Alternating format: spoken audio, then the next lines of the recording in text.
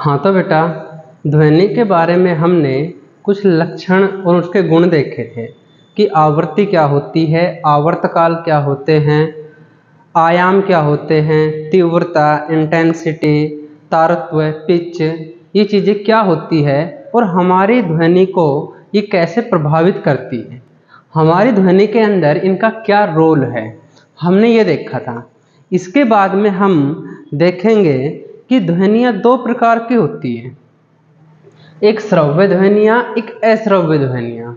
श्रव्य यानी ऑडिबल, अश्रव्य यानी इनऑडिबल। श्रव्य ध्वनि या ऑडिबल ध्वनि वे है जिन्हें हम सुन सकते हैं, और जिन्हें हम नहीं सुन सकते वे इनऑडिबल ध्वनियाँ, इनऑडिबल साउंड। ठीक है, तो ऑडिबल एंड इनऑडिबल साउंड या फिर श्रव्य या अश्रव्य ध्वनियाँ, जिन्हें हम सुन रहे हैं वो श्रव्य है, जिन्हें हम नहीं सुन पा रहे हैं वो अश्रव्य है। तो सुन किसे नहीं पा रहे, मैंने आवृत्ति पढ़ाया तो उसमें बताया था कि आवृत्ति का मात्रक हर्ट्ज होता है।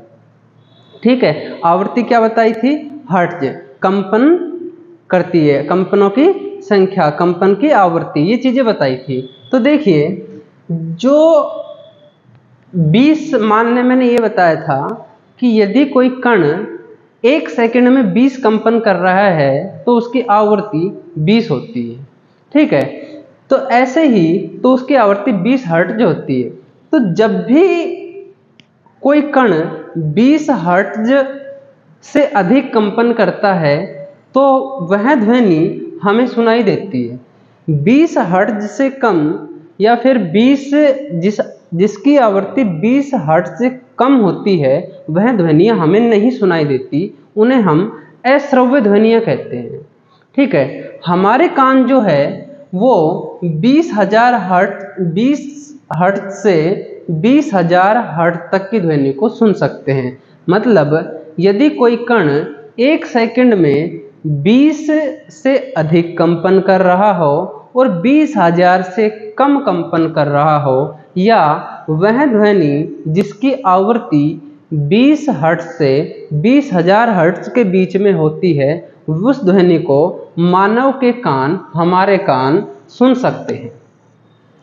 कुछ जंतु है जैसे कुत्ते हैं, वे 20,000 हर्ट्ज से ऊपर की ध्वनियाँ भी सुन लेते हैं। ठीक है, तो बेटा इतना याद रखना कि 20 से 20,000 हर्ट्ज की ध्वनियाँ श्रव्य ध्वनियाँ होती है, उन्हें हम सुन सकते हैं। 20 हर्ट्ज से कम आवृत्ति की ध्वनि की अश्रव्य ध्वनियाँ कहते हैं।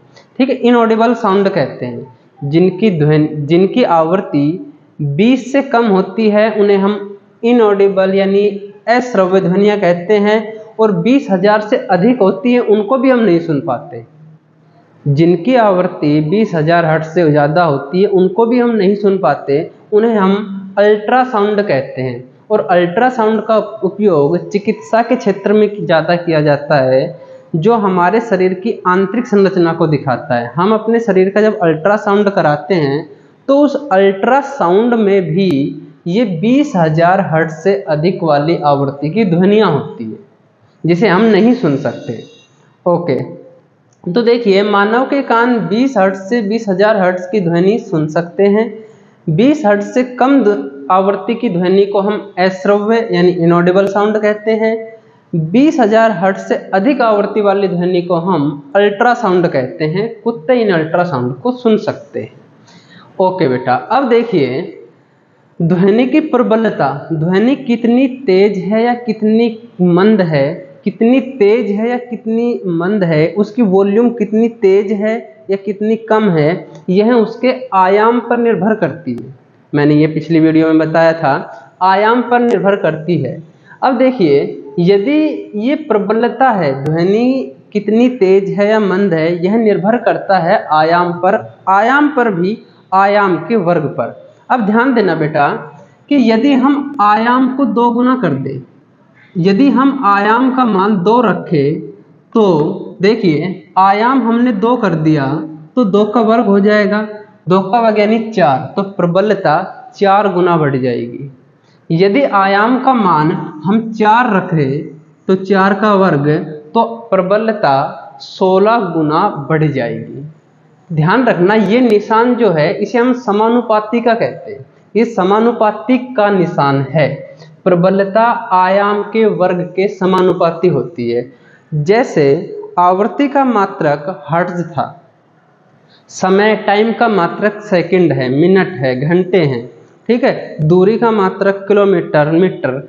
ऐसे ही कोई ध्वनि कितनी तेज या मंद है, इसके लिए हम उसका मात्रक डेसिबल यूज करेंगे। अगर ज़्यादा तेज ध्वनि आ रही है तो हम कहेंगे ज़्यादा डेसिबल की ध्वनि है। कम ध्वनि आ रही है तो हम कहेंगे कि वो कम डेसिबल की ध्वनि थी।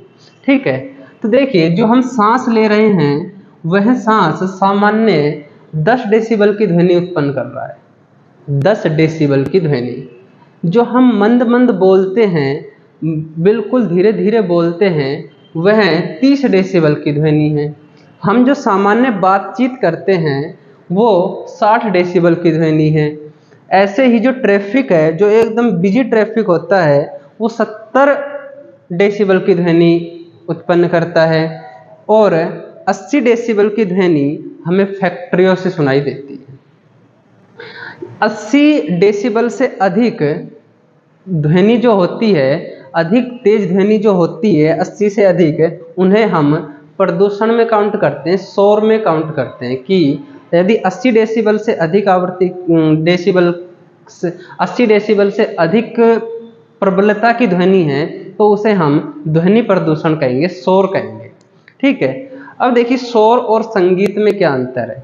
यदि कोई आवाज़ हमें अच्छी लग रही है तो वह संगीत हो गया। यदि कोई आवाज़ हमें बुरी लग रही है, हमारे कानों को नहीं सुहा रही है, तो वह शोर हो गया। यदि कोई आवाज़ हमारे कानों को अच्छी लग रही है तो वह संगीत हो गया, और यदि कोई आवाज़ हमारे कान को अच्छी नहीं लग रही तो वह शोर हो गया। अब है ध्वनि प्रदूषण। ध्वनि प्रदूषण का मतलब ये हुआ कि ज़्यादा तेज ध्वनि ध्वनि प्रदूषण का कारण होती है। अधिक तेज ध्वनि, जब ध्वनि तेज होती है तो वह प्रदूषण का कारण होती है। जैसे मान लीजिए हमारे घरों में कुछ कूलर है, कुछ स्पीकर्स है, ये तेज ध्वनि करते हैं, ये ध्वनि प्रदूषण होता है। ठीक है, इसके बाद में ध्वनि प्रदूषण से क्या क्या हानिकारक प्रभाव हो सकते हैं। ध्वनि प्रदूषण से हाइपरटेंशन हो सकती है, ध्वनि प्रदूषण से बीपी हाई हो सकता है, ध्वनि प्रदूषण से कानों की बीमारी हो सकती है, ध्वनि प्रदूषण से कानों में कैंसर भी हो सकता है। ठीक है, ये ध्वनि प्रदूषण के कुछ दुष्प्रभाव है। ध्वनि प्रदूषण को हम कम कैसे कर सकते हैं, तो देखिए जो गाड़ियों में, हमारी बाइक में, गाड़ियों में एक साइलेंसर लगा होता है, वो उनकी आवाज़ को कम करने का काम करता है। तो हम साइलेंसर लगाकर भी इनको कम कर सकते हैं। ऐसे ही हम रोड के सारे पेड़ लगा दें तो भी ध्वनि प्रदूषण कम हो जाएगा। घरों में यदि हम पर्दे लगा देते हैं तो हम घरों में जो भी स्पीकर्स या टेलीविज़न चलाते हैं उनकी आवाज़ से होने वाला प्रदूषण भी कम हो जाएगा। तो ये ध्वनि प्रदूषण के बारे में था। ठीक है, साउंड पोल्यूशन के बारे में। तो बेटा इस प्रकार हमारा ये चैप्टर, ध्वनि वाला चैप्टर कंप्लीट होता है। इसके 1-2 सवाल है वो मैं अभी करा देता हूँ। फिलहाल के लिए तुम इतना देखिए, इस वीडियो को कंप्लीट देखिए। तो बेटा ये पाठ हमारा ध्वनि वाला कंप्लीट हो चुका था। अब हम इसमें 2 इम्पोर्टेंट सवाल दे रखे हैं तुम्हारे बुक में, वो देखना। एक सवाल है कि दोलक मतलब कोई वस्तु 4 सेकंड में 40 बार दोलन यानी कंपन कर रही है। 4 सेकंड में 40 बार कंपन कर रही है, तो इसकी आवृत्ति और आवर्तकाल क्या होगा।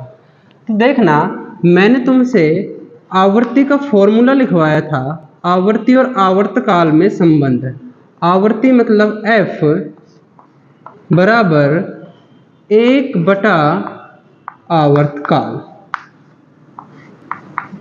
ये फॉर्मूला लिखवाया था। आवृत्ति और आवर्तकाल में संबंध बताया जाए। तो ध्यान देना, 4 सेकंड में 40 बार दोलन कर रही है। ठीक है, यहां पर लिखेंगे हम, देखिए 4 सेकंड में 40 बार कंपन कर रही है, कितने 40, तो 1 सेकंड में कितना करेगी, 1 सेकंड में करेगी सर 10, ठीक है, 1 सेकंड में 10। आवृत्ति की परिभाषा में मैंने बताया था कि कोई कण 1 सेकंड में जितना कंपन करेगा वह उसकी आवृत्ति होगी। अब ये 4 सेकंड में 40 कर रहा था, इसका मतलब 10 सेकंड में 1 सेकंड में 10 किया होगा, अगली 1 सेकंड में फिर 10, 1 सेकंड में फिर 10, 1 सेकंड में फिर 10, तो 4 सेकंड में 40 कंपन किए, तो 1 सेकंड में 10 कंपन कर रहा है, तो हम कहेंगे कि इसकी आवृत्ति 10 है। मतलब हमने ज्ञात कर लिया आवृत्ति जो है, इसकी आवृत्ति जो है वो 10 है, 10 क्या हर्ट्ज, तो इसकी आवृत्ति हो गई 10 हर्ट्ज की।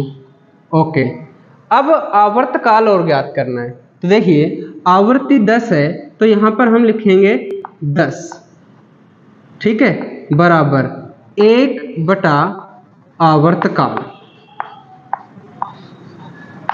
आवर्तकाल T। इसको हम यहां लेके आएंगे, ठीक है, तो ये यहां चला जाएगा, इसका मतलब ये हुआ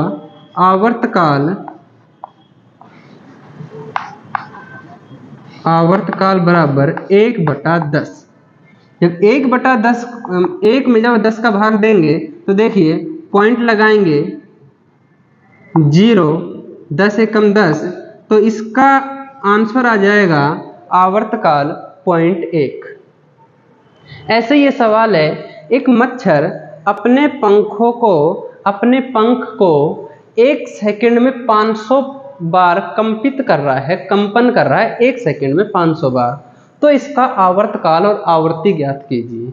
तो देखिए 1 सेकंड में कंपन कर रहा है 500, तो हम कहेंगे 1 सेकंड में जितने कंपन करते हैं उन्हें हम क्या कहते हैं, आवृत्ति। तो आवृत्ति हो गई इसकी कितनी, 500 हर्ट्ज।